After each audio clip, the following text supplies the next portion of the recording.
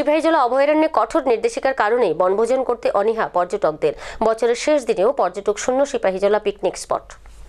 2024কে বিদায় জানিয়ে 2025কে স্বাগত জানাতে প্রস্তুত বিশ্ববাসী। পুরাতন বছরকে বিদায় জানিয়ে ইংরেজি নববর্ষকে স্বাগত জানানোর জন্যই অনেকেই বনভোজনে পাড়ি দেন। এই ক্ষেত্রে প্রতিবারই সিপাহীজলা অভয়ারণ্য বনভোজন প্রেমীদের ভিড় লক্ষ্য করা যায়। এবার মঙ্গলবার ছিল 2024 বছরের শেষ দিনে, কিন্তু তার সত্ত্বেও অন্যান্য বারের মতো এবারও বনভোজন প্রেমীদের ভিড় লক্ষ্য করা যায়নি সিপাহীজলায়। জানা গেছে, সিপাহীজলা কর্তৃপক্ষের কিছু কঠোর নির্দেশিকার কারণেই বনভোজন করতে অনীহা পর্যটকদের। উচ্চ ক্ষমতা সম্পন্ন সাউন্ড সিস্টেম বাজানোর ক্ষেত্রে নিষেধাজ্ঞা জারি থাকায় এই চিত্র পরিলক্ষিত হচ্ছে। তাই বছরের শেষ দিনেও পর্যটক শূন্য সিপাহীজলা পিকনিক স্পট। একথা আবার নিজ মুখে স্বীকার করলেন ফরেস্ট অফিসার সোহেল মিয়া খাদেম। বনভোজন প্রেমীদের অনুপস্থিতির কারণে অন্যান্য বছরের তুলনায় এবছরে সিপাহীজলা রাজস্ব আদায় হয়েছে কম। অন্যদিকে সাধারণ মানুষ বনভোজন করতে না আসায় মাথায় হাত পড়েছে ব্যবসায়ীদের।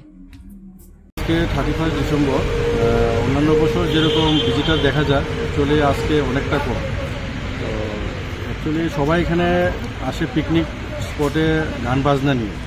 আমাদের সিপাহীজলা যে গাইডলাইন, ওই গাইডলাইন অনুসারে আমরা তাদের ভিজিটাররা যে বড় বক্স নিয়ে আসে, ওইটা আমরা গাইডলাইনে অনুসারে আমরা অ্যালাউ করতে পারি না।